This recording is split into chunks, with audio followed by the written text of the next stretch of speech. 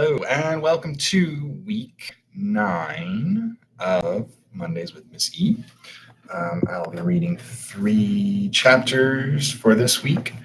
First, a look at my book-related t-shirt for this week. This is another one of my many Volkswagen t-shirts, which I consider book-related. Because of my second book, Cross Country. So if it's got an airplane on it or a Volkswagen on it, it's book related as far as I'm concerned. All right, so this week I'll be reading 3 chapters. Last week we had a chapter, kind of a long chapter, where a few important things happened. Bets got tangled up in an anti-war demonstration, and part of that involved this girl who she watched get pushed into the wall and injured, and ended up holding her while she was unconscious. So a big event in the last chapter, and this week we kind of start with the aftermath of that. This chapter is called Dark, and we're going to see the whole chapter takes place on the bus home from San Francisco. And again, one of these little, these short one-word chapter titles. I really felt when I was planning out this chapter, I was thinking about this, the idea of this bus ride, and especially when you're traveling a far distance where you've got like city to city and hours of riding, and just kind of what happens at night, how you end up, you're seeing less and less outside, and certainly when you're out on the highway between cities, how there becomes less and less of the outside world, and but then you're also in this dark bus at night when there are some people that are trying to sleep or whatever, and so they turn the lights off, and you really you end up kind of in your own little space, and left to your own thoughts. So that's kind of the mood I wanted for this chapter. Bets has had this event happen to her and has gotten tangled up in this event. And now she has a lot to think about. So this is Dark. The bus ride back to Forestville was silent. A stark contrast was in the front of the bus. He alternated between sitting and standing up, scanning the rows of students behind him. There was nothing to see, no talkers to hush, no note passers to intercept, but he still stood up occasionally, his worried eyes touching all of us. He'd offered me a clean shirt before we got on the bus. I have no idea where he got it. Maybe his city hall friend. I refused. Sitting there on the bus, I didn't yet have the words to describe the way it felt, but the blood streaking my shirt and soaked into my pants had a way to it that I didn't think I could shed just by changing my clothes. Mr. Flynn reluctantly settled for sending me to the bathroom so I could wash my hands and face before he let me on the bus. No one sat next to me on the ride home. I didn't blame them. I wouldn't have sat next to me either. And though it wasn't a conscious decision, I had put the bag I picked up on the seat next to me rather than setting it on my blood-stained lap or on the floor at my feet. I was glad for the empty seat. If someone was sitting there, then I'd need to make conversation. I didn't want to talk. I didn't want to think. Mr. Flynn left the safety of his front seat and began to slowly walk toward the back of the bus. He stopped every couple seats, maybe thinking he'd be able to start a conversation with one of the students, but each stop ended in an awkward pause where Mr. Flynn could only look around again like he'd done from his seat and then eventually give up and move on. I was sitting about halfway back and couldn't help but watch Mr. Flynn's stuttering progress, hoping he'd give up before he got close enough to me that I'd be forced to ignore him. But I eventually found myself staring at the braided hair of the girl in front of me and hoping that the blurred Mr. Flynn in my peripheral vision would move down the aisle and leave me alone. Unable to take it any longer, I turned to look up at him, and his eyes held mine for a second before shifting down to the seat beside me for the briefest moment, and then returning to my own. I knew what his glance meant, but stared ahead, ignoring him as long as I could, before I reached over and tugged the patch-covered bag out of the seat beside me and onto my lap. Still, Mr. Flynn remained standing in the aisle, uncomfortably shifting from one foot to another, as if the now empty seat wasn't enough of an invitation. I turned again to make eye contact and mumbled an almost sit. He sighed and slumped into the seat, remaining silent long enough for me to hope that he was only looking for a change of scenery and his uncomfortable walk down the bus aisle was just about finding a new place to sit. He opened his mouth more than once, but was unable to push any words out, and finally resorted to tracing lopsided shapes on the textured vinyl of the seat back in front of us until he could find something to say. City Hall, the girl. Even with the silence broken, Mr. Flynn seemed to be choosing words small enough to fit into the cramped air between us. I'm sorry. I'd let the dark landscape outside my window roll by while I mulled over the apology. What did Mr. Flynn have to apologize for, really? He'd set up the trip to San Francisco as a way to expose a bunch of high school kids to some opinions that were likely quite different than the ones they got at home. He'd ended up walking us into the middle of a riot scene that could have very easily gotten his students injured or killed, but I could forgive him for all that. Mr. Flynn had spent most of the school year putting ideas into our heads that weren't there in September, and he had no way of knowing that the little protest out City Hall was going to turn into something that would end up on the TV news that night.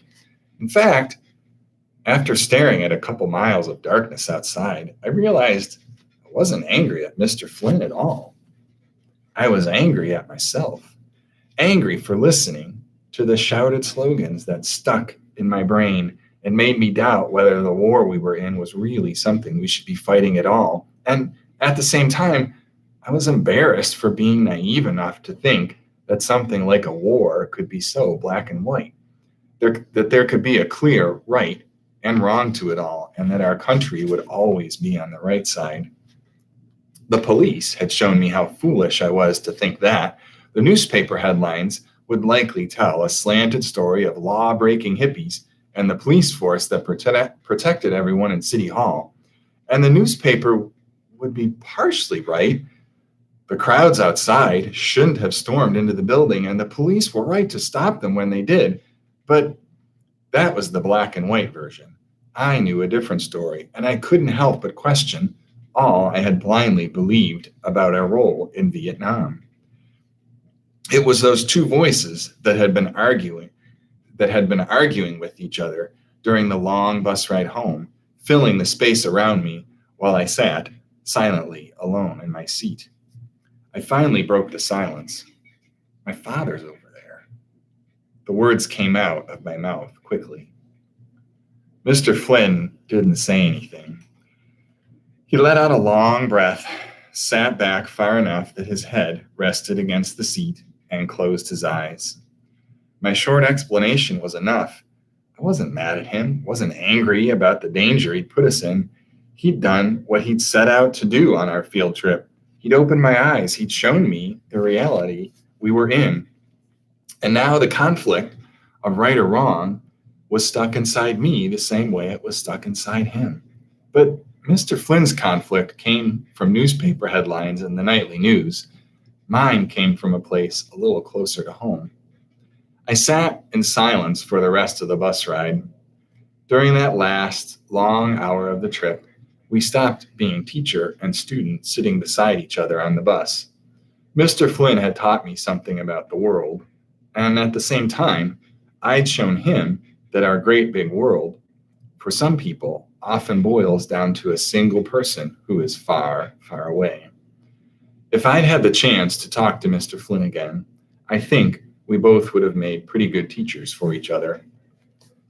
I guess Mr. Flynn must have made a phone call before we left City Hall because somehow it seemed like the whole town was waiting in the high school parking lot when our bus pulled in. Maybe the police in San Francisco had contacted Forestville. Maybe people had just seen it on the news. Cars clustered in the first few rows closest to the school building, and a few police cars sat askew on the edges, their flashing red and blue lights off, but still catching a glint from the streetlights. My classmates mumbled to each other as they grabbed their things and paraded off the bus. I stayed where I was, letting the kids behind me filter past while I looked out the window at students already united with their parents. At last, the line teetered down the bus steps. I pulled myself out of the seat and went down the aisle. I never really talked with my mother about a pickup plan. Talking to her would have meant she would have had to talk back, and that felt suspiciously like a conversation. It was irresponsible of me, I guess. With no close friends in my history class, I'd still assumed I'd just find a classmate to catch a late night ride home with. But I'd sat and watched through the bus window as most of the cars silently rolled away, so that when I emerged from the bus, there was only a small cluster of people and the police cars and my mother. My mother. She stood there in front of me with her mouth open, like a word had been caught there between her tongue and her teeth. My feet moved forward without my brain telling them to do so. There were police officers in the parking lot before I came off the bus. Mr. Flynn and the principal were there too, but now the only person my brain saw was my mother. Like my feet, my arms rose without my thinking and then fell around her. Her body shook uncontrollably with gasps of tears so violent that mine shook as well. Then I realized it was actually my body shaking, my tears. I miss him so much, I said, feeling the emotions of almost a year spill out of me in sobs. So much that there couldn't possibly be any more inside me until my mother said, I miss him too. All right. So the next chapter is called Evening News, and it's kind of a mix of things. We get a little bit of the aftermath at school and kind of how the other students and the school reacts. We get kind of the next part of the story for Bets and her mom. And finally, we've had a number of incidents where Beth sort of saw them as a big event. She was invited into Miss E's house before she knew she was Amelia Earhart, but she saw that as a big deal, and nothing really changed. And then she figured out that she was Amelia Earhart and saw her plane, and nothing really changed. And she went for this ride with her up in an airplane, and kind of this trip that Miss E said was going to change her perspective, but she still felt like nothing really changed. We finally see after this trip to San Francisco that there's a change, and a lot of those things that came before it were changes that were sort of external, that they were things that were happening to Bets or happening around her. And this is really one that's internal. And I think that for me, in kind of thinking about Bets's character and her story, that was an important piece, that this, what she experienced in San Francisco was going to change her and really kind of make her think, and bring about some change in how she approached everything else that was happening in her life. All right. So we start to see some of that in this chapter. Evening news. There was a substitute teacher in Mr. Flynn's room when we returned to school. She didn't explain why she was there or mention Mr. Flynn. She just put an assignment on the board and told us which chapter to read in the textbook. She was there the next day, too. By the end of the week, we were no longer surprised when we came in the room and saw her. She was okay as far as teachers go. She learned our names, she graded our work fairly, but she didn't ask us what we thought, and she didn't answer our questions with more questions. The 100 photographs of famous Americans no longer hung on the walls. Everyone at school wanted to talk about what had happened in San Francisco, and everyone who went on the trip had their own piece of the story to tell. Where they were standing, what they'd seen, what they did when the riot started. The newspapers called it a riot.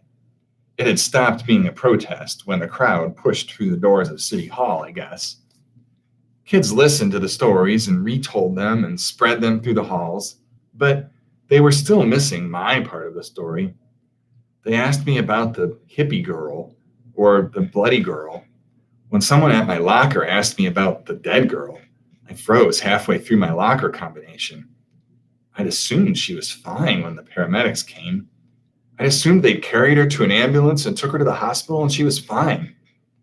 It didn't occur to me that she could have died, but there was a lot of blood, a lot of it. But no one was talking about why all those people were there in the first place. No one was talking about the hippie with the megaphone and his garbled, angry words. No one was talking about why the police were called in to bust up a group of people calling for the end to a war. Mr. Flynn had taken us to the city to show us that there were crowds of people who disagreed with what was going on, people who saw things differently than the newspapers did, people who disagreed with what our government was doing, people who were willing to speak up and say it wasn't right. And we sure saw it. Saw more than Mr. Flynn expected us ever to see. But it seemed like nothing had changed in us. We'd come home with a week's worth of stories to tell, and that was that. It didn't seem right. At home each night, I began watching the 6 o'clock news with my mother. There was no heart-to-heart conversation, not in the car ride home or the day after the riot, not in the days that followed. Again, where I expected monumental change, there was none, except that we watched the news together. The really bad news didn't make it to the TV. Images of the protesting monk who set himself on fire in the middle of Saigon, children crying, running down the road with a wall of fiery napalm behind them, skies thick with helicopters and bandaged soldiers with eyes that had seen things they never would forget. Maybe those pictures showed up on the front pages of newspapers in San Francisco or Sacramento, but if we saw them at all in the Santa Rosa Star, they were buried in the middle section or stuck next to an opinion piece that made them seem like they weren't really news, only something that someone thought. I figured out, though, that the real news was there if you knew where to look, and I was looking. In the years to come, there would be more photographs, and not all of them from faraway Vietnam. The screaming woman in the little university in Ohio kneeling over the body of a protester killed by the National Guard, the soldier returning from Vietnam, exiting the plane, falling to his knees and kissing American ground, National Guardsmen at the Pentagon looking confused and helpless as protesters placed flowers in the barrels of their guns. The news anchors on our screen shared careful facts about troop movements, parts of the country that our soldiers controlled, and the president's resolve to stay until we won the war. But the filtered news was really just background noise for my mom and me while we each mulled over our thoughts. We didn't talk. We didn't need to. We both knew we were missing my father, holding our breath until he came home and scanning the screen for a hint that would tell us he was okay. Like having a substitute teacher in Mr. Flynn's room, sitting with my mother on the couch and watching the news eventually seemed like something that had always been, even though it had only been going on for about 2 weeks. That's when my mother brought out the shoebox full of letters. It sat there on the couch between us for a while without me even wondering what it was, just something taking up space, until I leaned over to rest my hand on my mother's shoulder and brushed my hand on it. My mother's hand was instantly on mine, and then together we were taking the lid off the box. There, lined up in a neat row, were my father's letters. She pulled out the first envelope, slid the letter out, unfolded it, and held it out so we could both read. My father's neat handwriting described the flight over, his first days on the ground, and the adjustments of settling into a new base. And just like my father's smile, shrug, that said so much to me, there, in all the lines I read, was the message that none of the words said. I love you.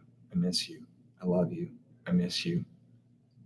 I looked up at my mother, wondering if she read it that way too, or if she only saw the newsy sentences about the new base.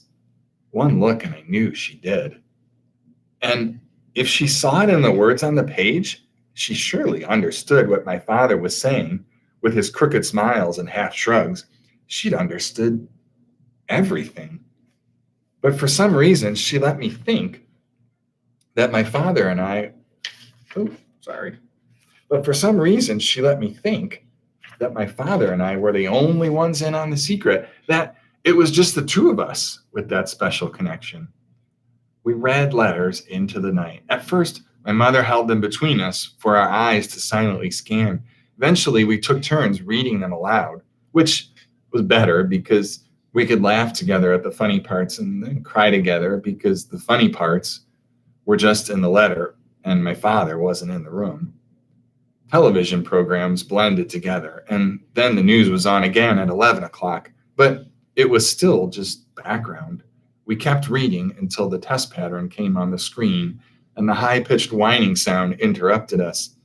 I jumped up to turn the TV off, and then we read until we reached the end of the box. The kids at school seemed to move on from the episode in San Francisco after a week or two. The stories died down and they found other happenings to catch their interest, but I got tired of not talking about what Mr. Flynn was trying to show us, and I had enough of the substitute. I raised my hand when she asked a question, and when she called on me, I had a question of my own. Where's Mr. Flynn? Her expression stumbled, and she snapped out, I beg your pardon? Where's Mr. Flynn? Young lady, Elizabeth. Mr. Flynn always called us by name, I said, and then added, why is he not here? Reaction in the classroom was mixed. Some kids simply grinned or laughed at one of their classmates interrupting the teacher and disrupting the lesson. Others looked at me with surprised faces or rolled their eyes and shook their heads. I only noticed a few nodding their heads in agreement or mumbling their own questions about Mr. Flynn's absence.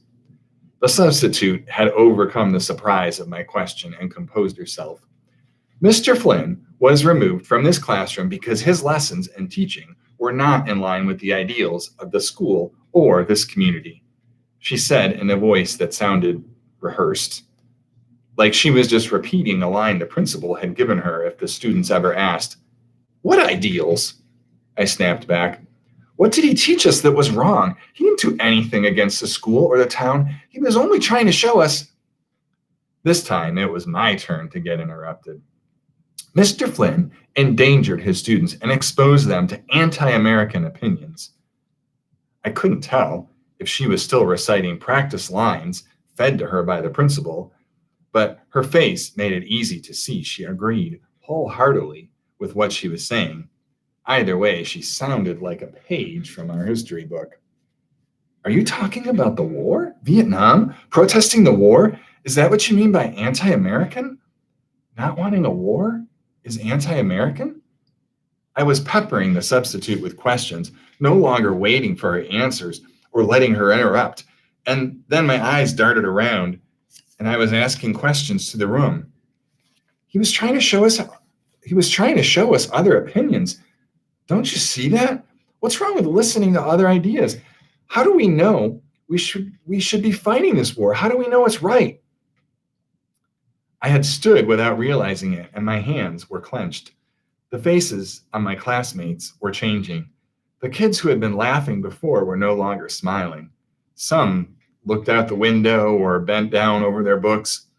The ones who had been nodding before were gesturing for me to sit down or to be quiet. The closer ones hissing whispers, "Bethy, enough already, and don't say that stuff, Bethy." The eye rollers' faces had turned angry, and their shouts drowned out the last of my questions. I was silenced and could only look around the room at kids who I thought were just like me, unable to see how they could have a reaction so different from mine. The bell to end class saved me. Kids grabbed their books and pushed for the door. I was bumped a few times, more than what seemed normal, and some kids grumbled comments as they brushed past. "My father's over there. You're saying he's doing something wrong?" And "anti-American." As I squeezed through the door, the last comment I heard stuck with me long after I left the classroom and found myself walking alone down the hallway. "I just want to forget that day." The kids with family fighting in the war, I understood. I was still trying to figure out how my father, who always did everything right, could be a part of a war that now seems so wrong. And I had spent enough time listening to Mr. Johnson over the top of his paper to know that it was pretty common for people to see opinions against the war as unpatriotic or un-American, but the realization that some kids might just want to forget everything that had happened in San Francisco churned in me. Did they want to forget because what had happened was frightening, or were the conflicting opinions of right and wrong too much to think about, so that it was easier to just not think about it at all and try to forget the whole thing? After spending weeks wrestling over my own conflicting feelings and waking up from more than a few dreams that had me back in the pushing, shoving crowd or trying to wipe blood from my hands, I could see how forgetting the protest and all that followed could be the easiest thing to do. But I had two reminders that kept me thinking about it. The hippie girl's bag with the journal hung from the back of a chair in my room, slightly off kilter, like it would probably have hung if it were on her shoulder. Digging through the bag didn't feel right, but since the journal was big enough that the corner stuck out of the bag, I felt okay pulling it out. I didn't read it, but I'd pull it out most nights, look at the cover with its curly-Q lines and circling peace signs, and then I'd open the cover and look at the neat handwriting on the inside. Emmy Hatcher, 1461 Page Street, San Francisco. I wondered about Emmy Hatcher, wondered what her story was before getting shoved into the wall. It didn't feel right reading her journal, though. Journals are private. It was hers and hers only, but at the same time, I didn't want to let it go.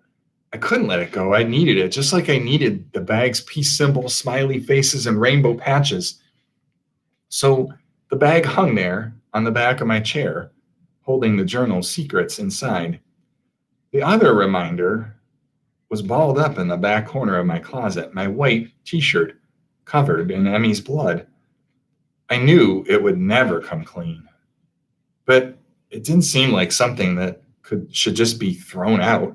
And I knew my mother would throw it out if she saw it. I had tossed it into the closet the night we came home, and there it stayed. It was there waiting in the corner every time I opened my closet to find something to wear. All right, so we got one chapter left. Definitely in that chapter, I wanted to start showing that change in Emmy the change in Bets, that she couldn't forget about what happened, that she couldn't kind of just put it aside and move on from it, that it had affected her, it had made her think, and it was going to stay with her. and ending that chapter first of all with the journal that she doesn't feel comfortable reading yet, but then also that shirt that she says in the previous chapter that it has a weight to it. It's certainly not something you would want to keep, this bloody shirt, but she sees there's a significance to what happened, and in turn kind of the significance to that object. All right, last chapter for today is called Gravity, and this chapter title, like a few other chapters in the book, kind of has a double meaning. There's the sense of gravity, certainly with flying, that you're kind of fighting against gravity to get that plane up in the air. But then the other meaning of gravity, that things can have a weight to them, not a physical weight, but a seriousness to them, an importance to them.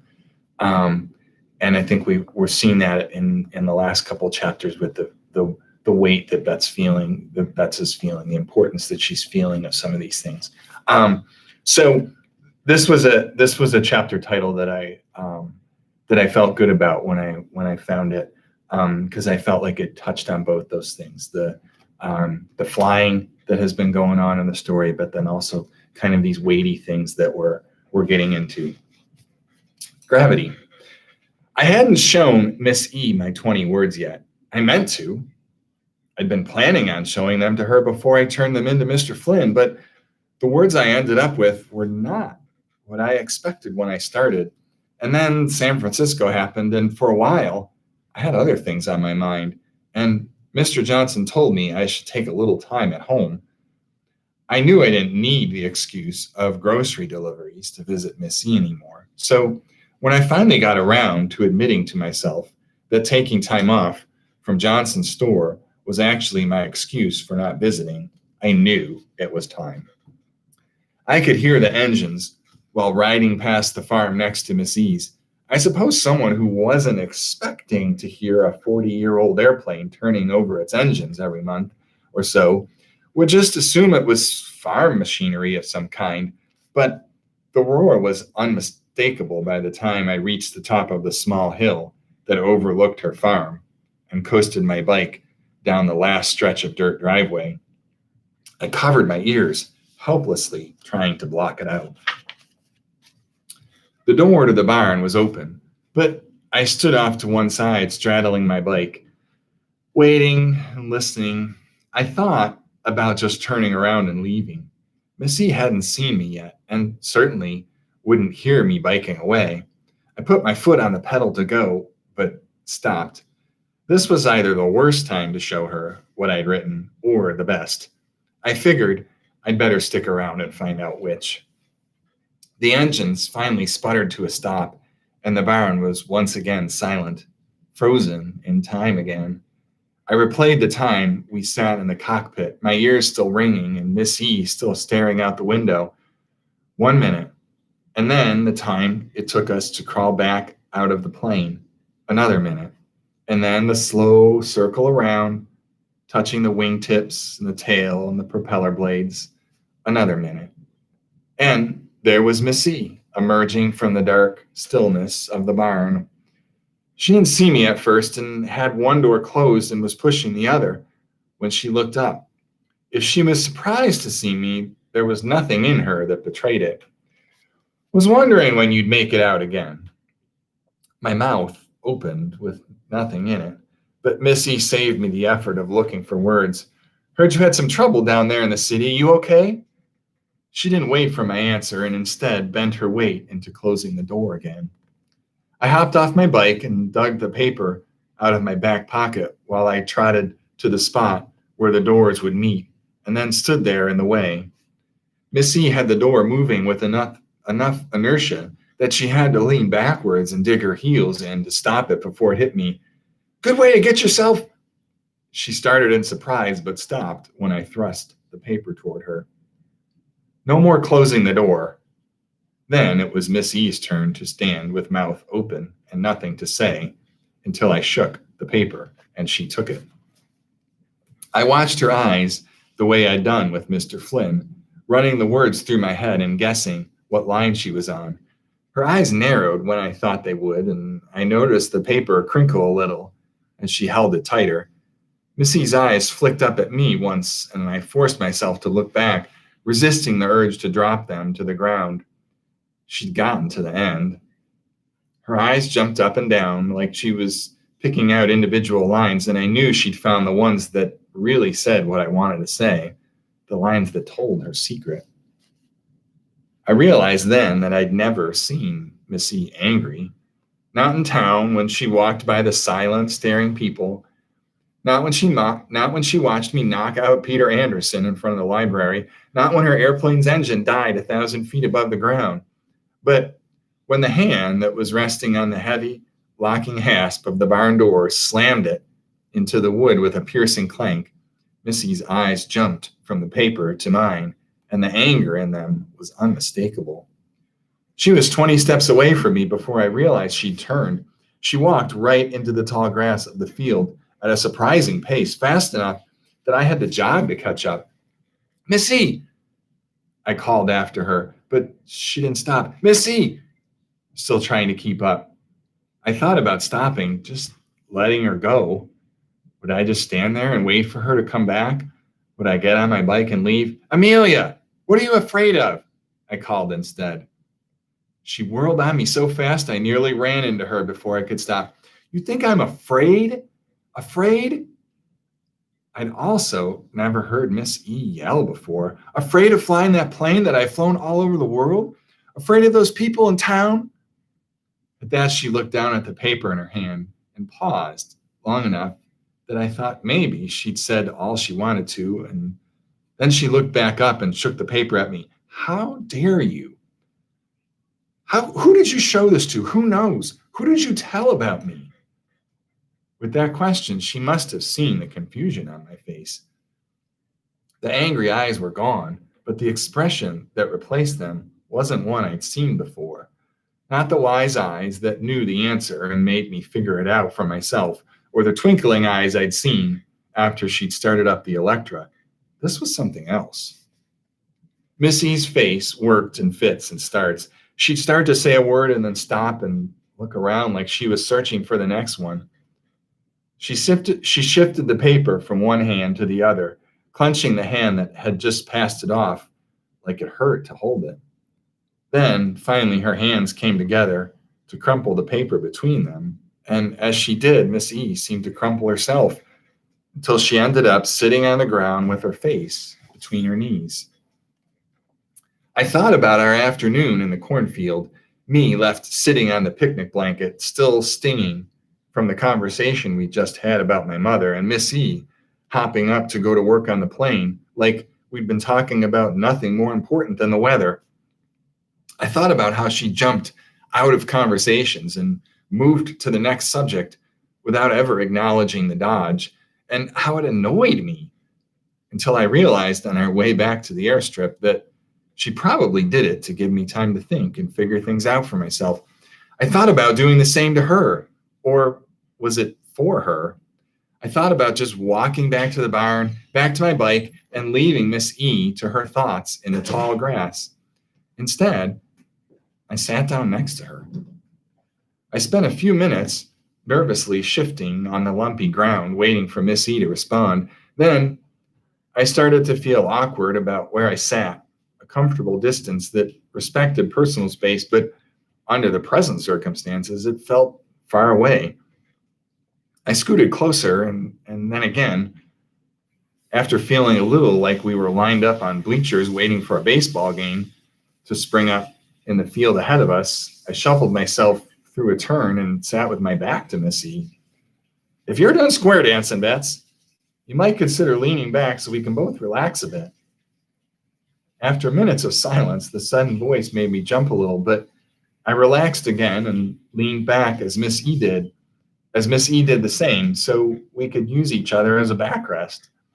We sat like that long enough for me to stop wondering about what Miss E was going to say and start drifting into my own thoughts. I watched a cloud move in from the east and let my eyes track it as it moved over us and then away toward the horizon. I thought about the ocean between me and my father and wondered if it was possible for him to see the same cloud. Clouds are funny, Bets. They look all white and fluffy from the ground, but you get up in them and it's like day turned to night. The green far below and the endless blue above fade to a flat, heavy gray all around. It makes perfect sense, watching those acres of white float along like nothing, to think that they don't weigh anything, like gravity doesn't exist for them. But when you're in the middle of one, they seem heavy like a stone. With that last sentence, I felt Miss E tense, and I waited for the pause to end. Gravity, Bets. You're always fighting it in the air, doing everything you can to make a bunch of metal behave like it belongs in the sky with those clouds instead of stuck on the ground. Airspeed, wind direction, prop angle, flaps, ailerons, throttle, fuel mixture, you name it. It all adds up to keeping something in the air that really has no business being there. They all work together to fight gravity. Seemed like some places had extra gravity when I was flying, like the place was doing everything it could to pull me down out of the air. Places wouldn't let me leave the ground some days. People would say I was carrying too much fuel or that the mountain air was too thin, but it all comes down to gravity. It does its best to keep things where they belong and lets us break the rules from time to time if we put the pieces together just right. But the gravity here is different, Bets. I've let it had too many years of pulling on me. Gravity will do that to you if you let it, staying in one place too long.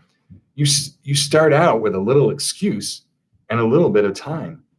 I'll just stay here a few months till I get my thoughts sorted out, you say. But a few months add up to a year. And if you stayed 1 year, you might as well stay 2. And 2 years goes so fast, you don't even have time to think.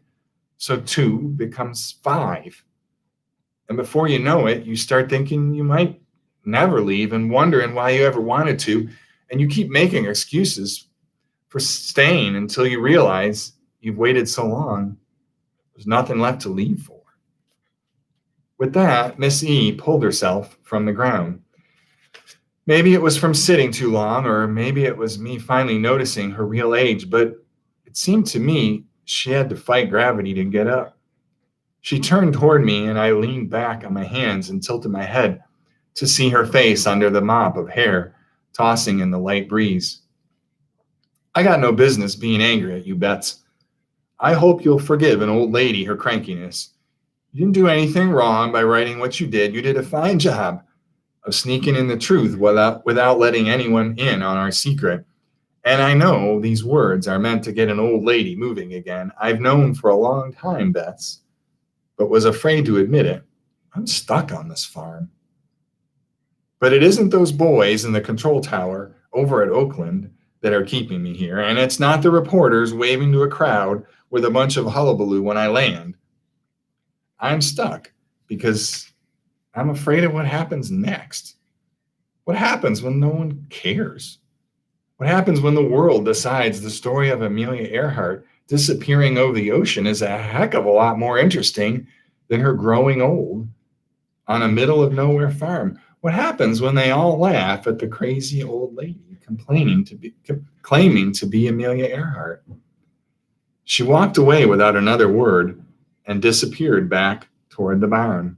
I took a step to follow her before I noticed the crumpled white paper in the grass. Missy's 20 words. I picked them up, smoothed the paper against my thigh, folded it, and slid it into my back pocket. All right, those are our chapters for this week. Hopefully you enjoyed, and I'll see you next week.